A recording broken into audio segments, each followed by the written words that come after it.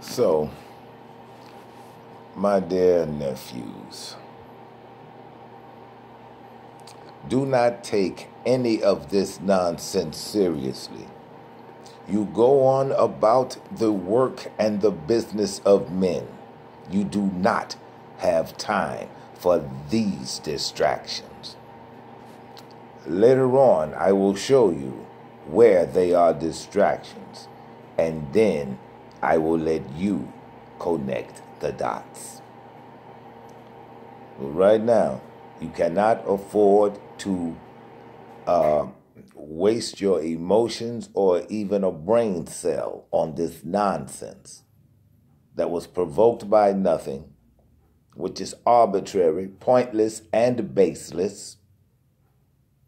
And it was begun by she who depended once upon a time upon you for her safety. Now she's more man than you.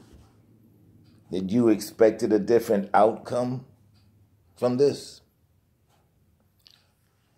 You didn't see this coming in the 1960s. But that's a topic for another day. We'll put that on the shelf, or somebody bring it up at another time. But my nephews, continue doing what you do. One more thing. While you're doing that, understand this. Understand this. While you're doing this, you remain in your higher self. When you do anything where you are in contact with another human, you remain in your higher self. Because you see, love really is the only savior. That's what's going to save you. That's what's going to save you. That is what's going to save you. Love. You see? And as far as trying to run away to find a safe man space, stop that. Stop that. Because the time you spend doing all of these things, so much of your life, that time of your life that you'll never get back, you have wasted it running from something that was contrived as a political stunt, and you got sucked into it, so much so that you even concern yourself with it. Come on, boys. Pull it together. Pull it together. Pull it together. Pull it together, for God's sake. All right. Gillette fucked up, trying to be political, and all they had to do was sell us razor blades and shaving foam.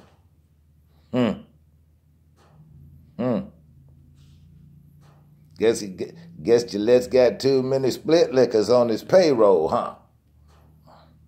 That right? But at any rate, for whatever reason, it is paying for it now. It's paying for it now.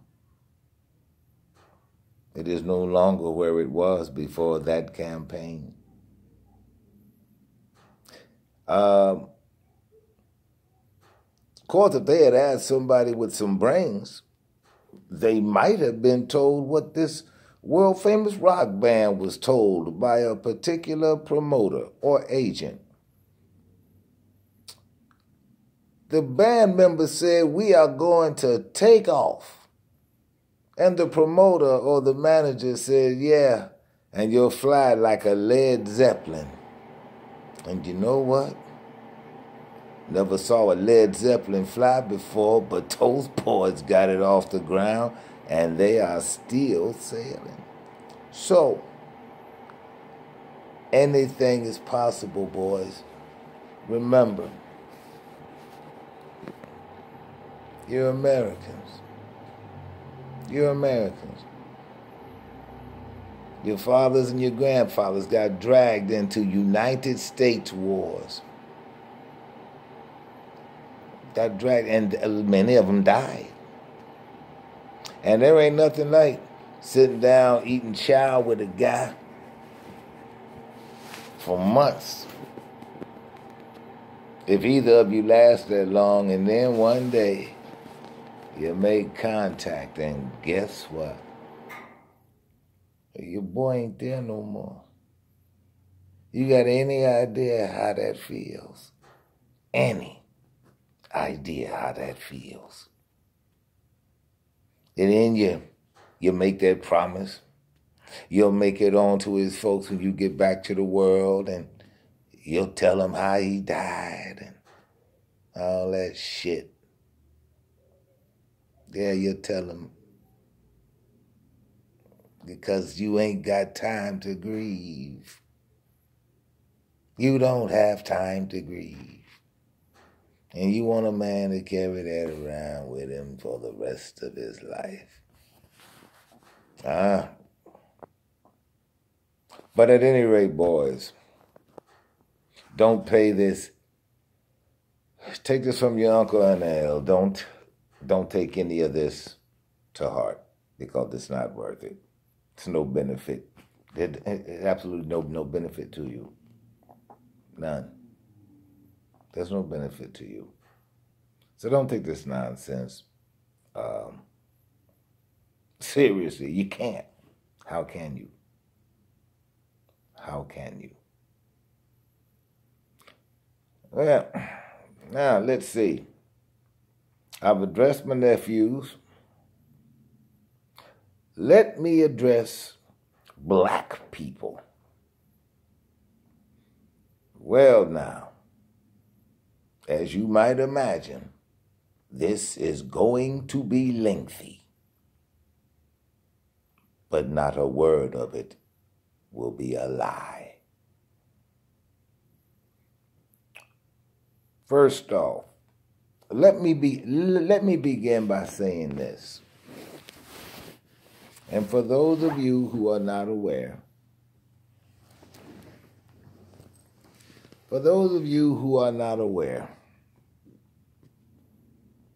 did you know that there is no such people in the family of man called black people? There aren't. There really aren't. No such people exist in the family of man. No. And I've been fortunate to see a lot of lands on this plane known as Earth.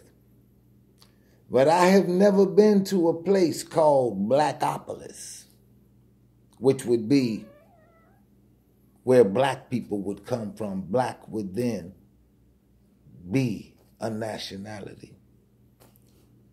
Nor have I ever stepped foot on a place known as Coloradopolis. Now, Coloradopolis, I would say, would be a place which is the home of colored people. And then colored people would be a nationality.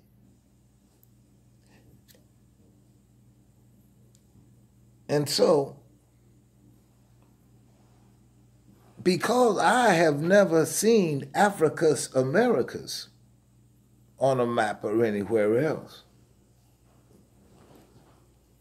I simply need to know, where is Africa's Americas? Where African Americans come from? I'm not understanding it. I'm not understanding it. I just don't. All right, black people. I'm going to give you some of your ancestral science here. Pay attention. Pay attention. Pay attention. Did you know that black in science means death. And I'm sure you've heard all your life, black this, black that, such as black death, black-hearted so-and-so, the black art. Why do you think they're black? Because they're evil. That is why they are black. Now, I know there may be some of you out there who are going to try to make black good. The only thing that makes black good is when it is the color of a paint job on a good-looking car. That's it. You're walking around talking about Black Lives Matter. To who? Certainly not the niggas taking them. Who the hell does Black Lives matter to? The niggas out here snuffing them out? The criminals and those who love and protect them? Really? Well, I digress. For you black people, black means death. And you see, because you don't know anything about your ancient ancestral ties, you wouldn't know anything about the ancient law of nations. Your ancestors wrote them. They're called the ancient law of nations. And the Israelites got a hold of them. They were the only ones who knew, aside from us, of the ancient law of nations. And one of the basic tenets of the ancient law of nations states, he who is without a nationality is classified as an undesirable, and he is going to be subject to all inferior names, words, names, and abuses that the citizens care to bestow on him. Okay? Oh, still not making sense to you. All right. I live in Chicago. I live on the south side of Chicago, which to me, of course, is, the best side of Chicago. Spent the remainder of my youth on the south side of Chicago. So, as a Chicagoan, I grew up around Asiatics. Yes, I did. Yes, I did. I swear I did. And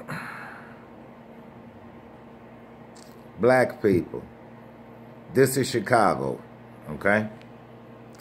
I'm going to ask you a few questions. And prayerfully, these questions will get you to thinking.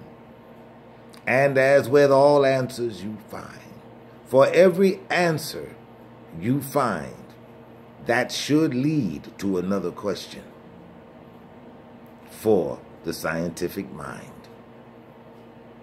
Okay. Now,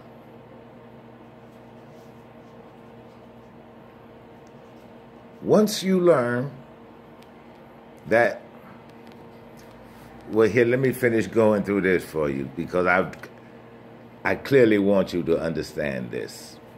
Chicago has 16 to 20-year-old Puerto Rican boys in it, doesn't it? Excuse me. Chicago has 16 to 20-year-old, Irish boys in it, doesn't it? Chicago has 16 to 20-year-old Chinese boys in it, doesn't it? Indian, Aztec, Mayan, etc. Greek boys in Greek town. Question: when was the first time you have ever heard of any of those boys being gunned down by Chicago police officers? Come on, I'll give you a minute to think. Because the answer is you haven't. And the reason that you haven't is because they have a nationality. Black is not a nationality.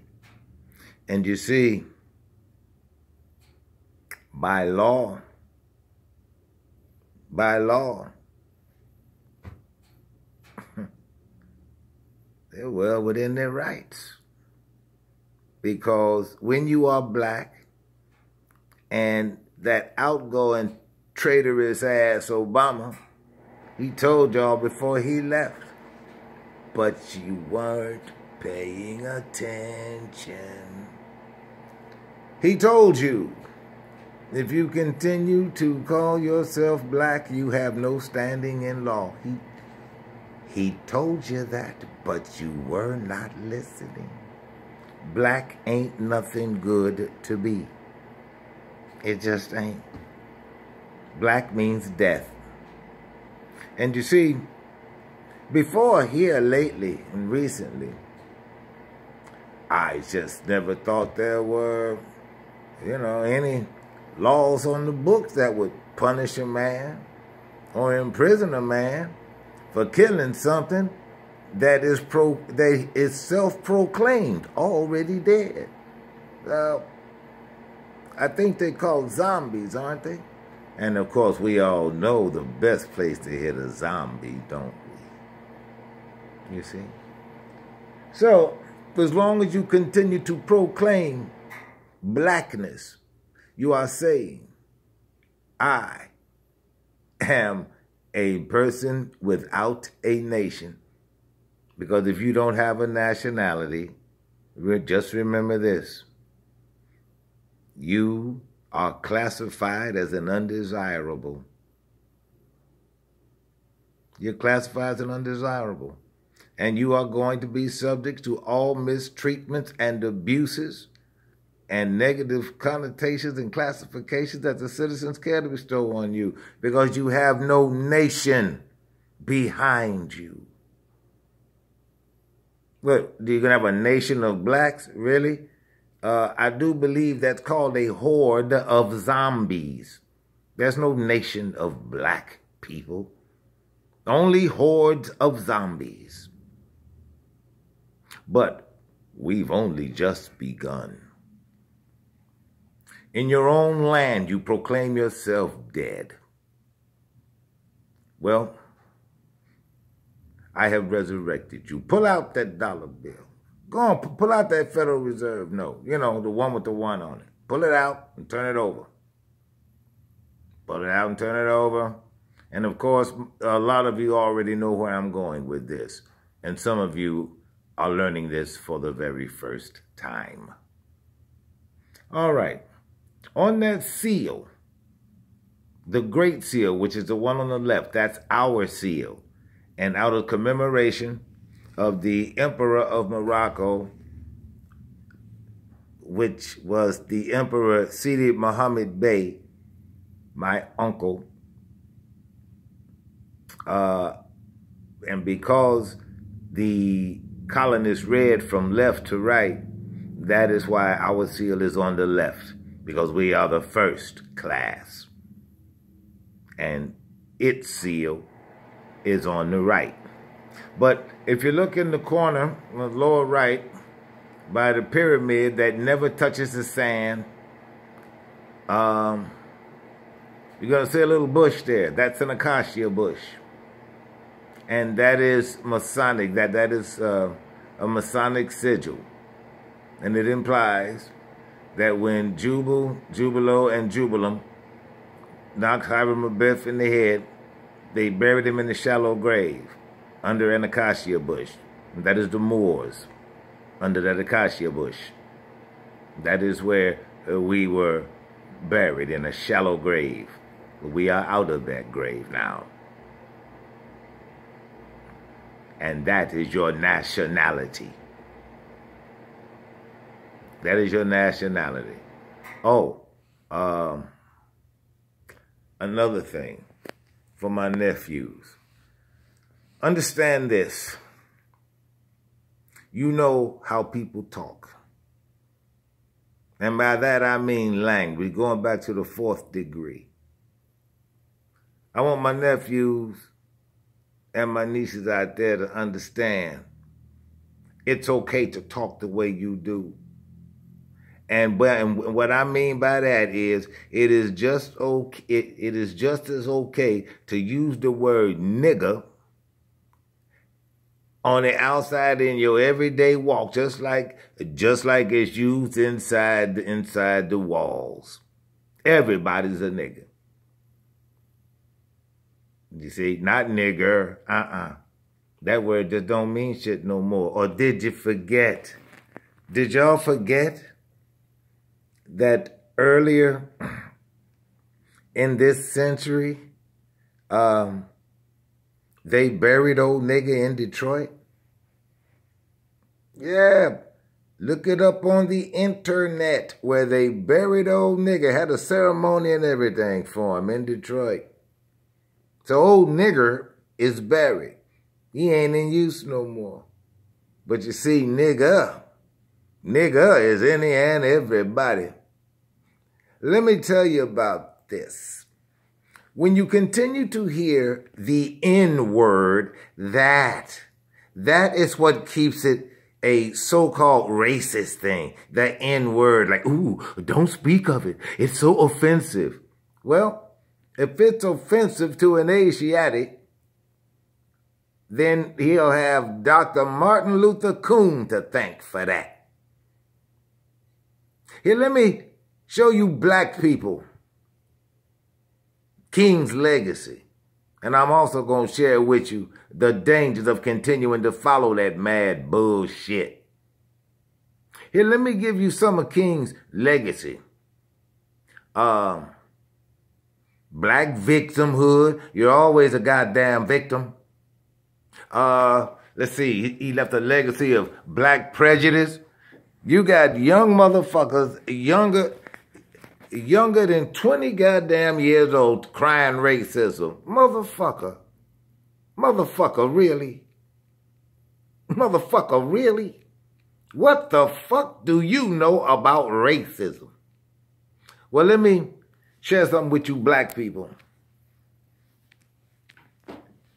There has never been any such thing as racism. It does not exist. It never did. It never did. The word racism was created and invented in 1868. 1868. Because in 1866, this is where the twistery comes in and you get fucked out of your knowledge. In 1866, that last vestiges of a real legislative body. In 1866, that is when the Ku Klux Klan was created and given permission to exist. Now, it did this because it had a delegation of authority order. Now, a delegation of authority order, it is comprised of 3 elements. It must have the date on which it went into effect, the reason that it went into effect, and the end date. Well, the delegation of authority order, which was given to the Klan by the United States legislature, was open-ended. It did not have an end date. And that is why they existed clear into the Hoover years from the 19th century. clear into the Hoover years. You see? And then they blame General Nathan Bedford Forrest for creating the Ku Klux Klan, and nothing could be further from the truth. General Nathan Bedford Forrest of the Confederate Army was what could be considered the very first civil rights activists for the advancement of colored people. Yeah. I also heard that there were some Negroes that I forgot what area of the country that was. It was somewhere down south. I know Arkansas. I don't know. But the Negroes were all in an uproar because they wanted his statue taken out of the park and they wanted the name of the park changed. And you see, this is the kind of reactionary action that make people know niggers hate to read. Because if they had studied up on the good general, all of that nonsense would not have prevailed.